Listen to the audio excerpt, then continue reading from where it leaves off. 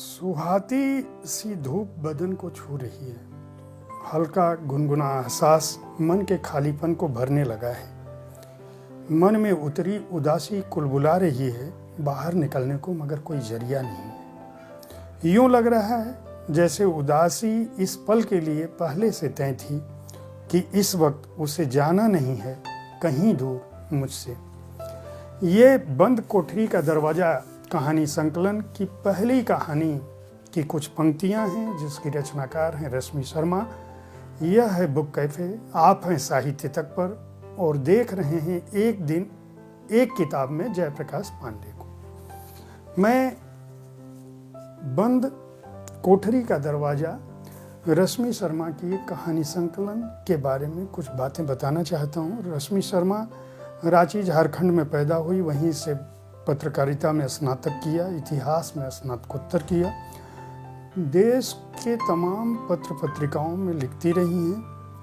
बाहर भी कुछ रचनाएं इनकी छपी हैं।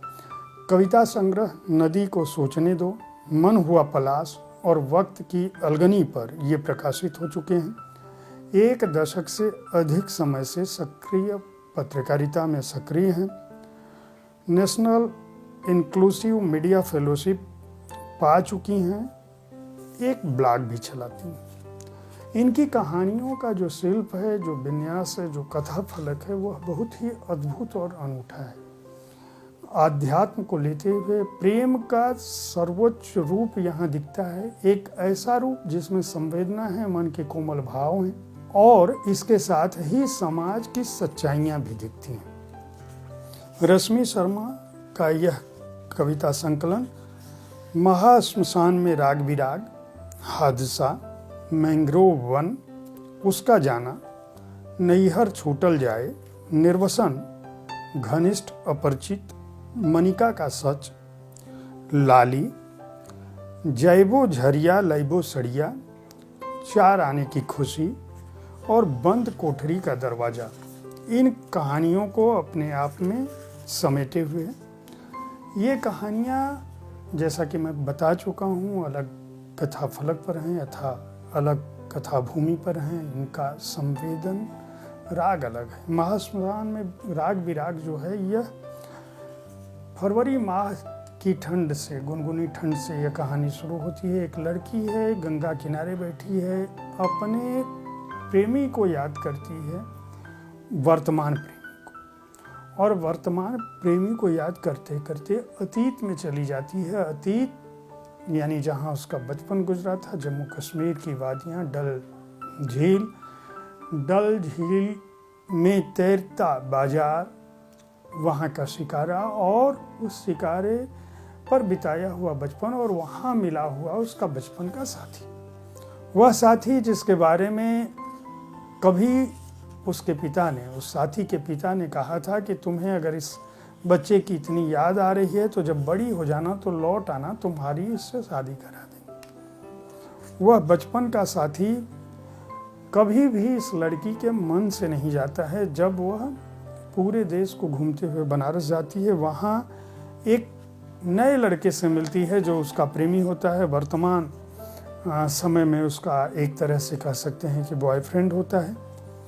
लेकिन अनुराग और वैराग्य के बीच, शमशान की जलती चिता के बीच, गंगा के सौंदर्य के बीच, रात की गहराइयों के बीच, नाव के बीच और खुले आसमान में जो चांद है, चांद और लहरों के बीच भी इस लड़की का जो कोमल मन है, वह बार बार बनारस की आध्यात्मिकता से कश्मीर के सौंदर्य की तरफ खींचा चला जाता है। उस लड़के का नाम होता है जावेद।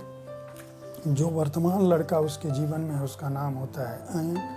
और एक दिन वह जब भाग रही होती है तो अचानक उसके मुंह से याद आता है, जावेद का नाम पुकारता है। यह लड़का जो उसका वर्तमान प्रेमी है, वह खींचा रहने लगता है। यह कश्मीर जाती है, वहाँ की वादियों में उस लड़के को ढूंढती है, यहाँ तक कि वहाँ अलिफा हाउस बोट को खोजती है जहाँ इसका बचपन गुजरा था, वो नहीं मिलते हैं। नुंद ऋषि के आश्रम में जाती है, वहाँ धागा बांधती है। चरार शरीफ दरगाह जाती है, लेकिन सारी मन्नतों के बावजूद इसको जावेद नहीं मिलता है और जो वर्तमान है वह प्रेमी इसके पास नहीं लौटता है। महाश्मशान का राग विराग की जो कथानक है उसकी कहानी को मैंने बहुत संक्षेप में बताया, लेकिन इसका शिल्प, इसकी भाषा, इसकी शैली इतनी अद्भुत है कि बिना इस संकलन को पढ़े आप उसके तह तक, उसके मर्म तक नहीं पहुंच सकते। एक और कहानी का जिक्र कर दूं, कहानी है निर्वसन। निर्वसन कहानी पौराणिक कथानक पर बनी गई है। जब राजा दशरथ की मृत्यु हो जाती है, श्री राम को वनवास मिल जाता है, सीता जी उनके साथ जाती हैं, लक्ष्मण भी उनके साथ जाते हैं, ये लोग लंका जाते हैं, सीता जी का अपहरण हो जाता है। जब लौटते हैं तो गया में श्राद्ध करने जाते हैं। श्राद्ध करने जाते हैं और राम और लक्ष्मण जो है वो श्राद्ध की सामग्री लेने जाते हैं। देखती हैं सीता जी कि यह मुहूर्त बीता जा रहा है। वह फल्गु नदी से बात करती हैं, गौ से बात करती हैं, पीपल से बात करती हैं और अंततः जो है दशरथ जी को सोचती हैं कि दशरथ, महाराज दशरथ आखिर मेरे पिता की तरह से थे, उन्होंने मुझे इतना स्नेह दिया और मुहूर्त बीत जाएगा तो उनको मुक्ति नहीं मिलेगी, तो वह श्राद्ध कर्म कर देती हैं। इस बीच राम और लक्ष्मण आते हैं, वो देखते हैं और कहते हैं कि चलो ये सामग्री हम ले आए, श्राद्ध करते हैं। तो कहती हैं कि श्राद्ध तो मैंने कर दिया क्योंकि मुहूर्त बीता जा रहा था। तो श्री राम को ये विश्वास नहीं होता है और वो कहते हैं कि तुम लड़की हो, तुम कैसे श्राद्ध कर सकती हो। वो कहती हैं कि मैं गवाही दिलवाती हूँ। तो फल्गु नदी जो उनकी सखी की तरह उनसे बात कर रही होती है, वह कहती है मैंने तो देखा नहीं। पीपल है वो मना कर देता है कि मैंने तो देखा नहीं। गौ माता जो हैं वो भी मना कर देती हैं कि मैंने देखा नहीं। लेकिन राम के कई बार पुकारने के बावजूद महाराज दशरथ नहीं आते हैं, यानी उनका श्राद्ध पूर्ण हो चुका होता है। राम नाराज होते हैं, लेकिन सीता को जो करना हो था वह कर चुकी होती हैं। यह कहानी मतलब इस पृष्ठभूमि पर है, बड़ी ही अनूठे कथा विन्यास पर, भावभूमि पर लिखी हुई कहानी है। एक स्त्री के नारित्व को, उसके सशक्त होने को बल देती हुई कहानी है। इसी तरह से एक घनिष्ठ अपरिचित कहानी की भी चर्चा कर दूं। यह कहानी बहुत ही मार्मिक है। हमारे परिवारों में जब बुजुर्ग हैं उनका मनोभाव धीरे धीरे कैसा होता जाता है, और ख़ासकर जब हम महानगरों में रहने लगते हैं, परिवार का मतलब पिता पुत्र, बेटा बहू हो जाता है, तब क्या होता है, एक व्यक्ति है जो बुजुर्ग हो गए हैं, उनका बच्चा है वो कमाने लगता है, वो रिटायर हो गए हैं, जीवन भर उन्होंने बच्चों पर अपने शासन किया था, घर में उन्हीं की चलती थी। लेकिन अब बेटा कमाने लगा है, जो बुजुर्ग हैं उनके पास कोई काम नहीं है। एक दिन वो अचानक चिल्लाने लगते हैं, आके बेटे बहू के कमरे में खड़े हो जाते हैं, वो आधी रात को। वो कहते हैं कोई मेरी हत्या करना चाहता है, पूरे घर में खोजा जाता है, कोई नहीं मिलता है। इसके बाद दूसरी घटना घटती है, उनको लगता है कि सांप घर में घुस आया है, लोगों को लेके खुजवाते हैं, नहीं पता चलता है। जब डॉक्टर को दिखाया जाता है तो धीरे धीरे वो कहते हैं कि इनको अल्जाइमर और दूसरी चीज़ों की बीमारी है। एक वहम इनको हो रहा है कि ऐसा होता है। बहू उधर नाराज होती है कि इस तरह से कोई पिता आधी रात को आके बेटे बहू के कमरे में आ जाता है क्या। इस बीच एक दिन क्या होता है कि वो आरोप लगाने लगते हैं कि उनकी बहू उनकी हत्या करना चाहती है, और पूरे घर को बुला लेते हैं, चिल्लाने लगते हैं, पुलिस आ जाती है। ऐसी घटनाओं में धीरे धीरे ये होता है कि उनके मन से चीज़ें निकलती नहीं हैं और वहम बढ़ता जाता है।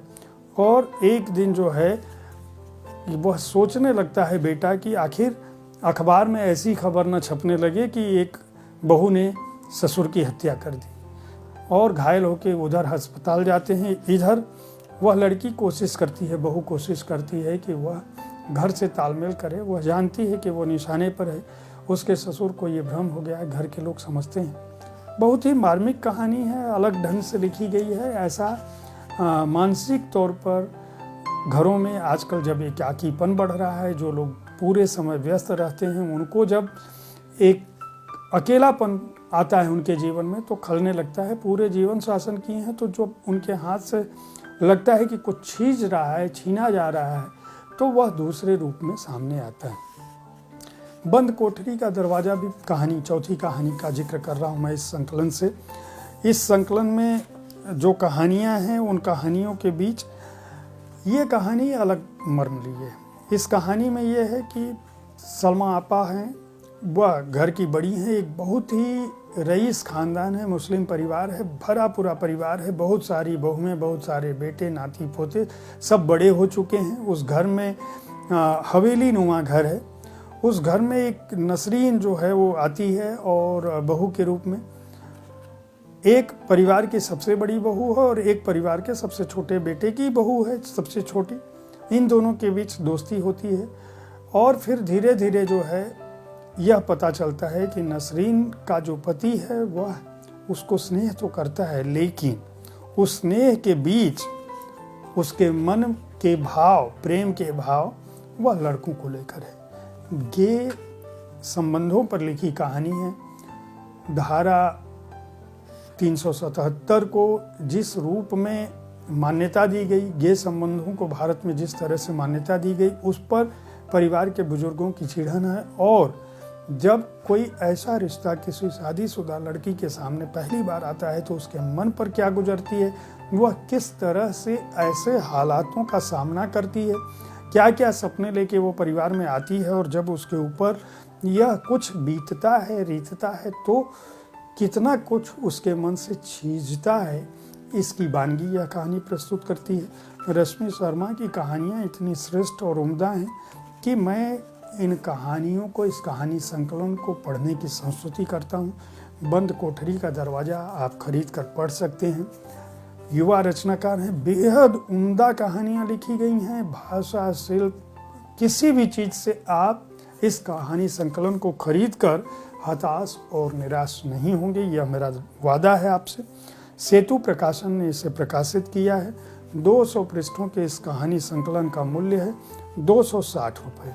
उम्मीद है साहित्य तक का यह एपिसोड आपको पसंद आया होगा। इस कार्यक्रम में आप किस तरह की पुस्तकों की चर्चा चाहते हैं, इसके बारे में अपनी राय से हमें ज़रूर अवगत कराएं। हमारी कोशिश होती है कि विविध विधाओं की पुस्तकों के साथ आपके पास पहुंचूं, ताकि आपको अच्छी पुस्तकों के चयन में आसानी हो। कल ठीक इसी समय ऐसी ही किसी एक पुस्तक के साथ मैं फिर आपसे मिलूंगा। तब तक देखते रहें साहित्य तक। धन्यवाद।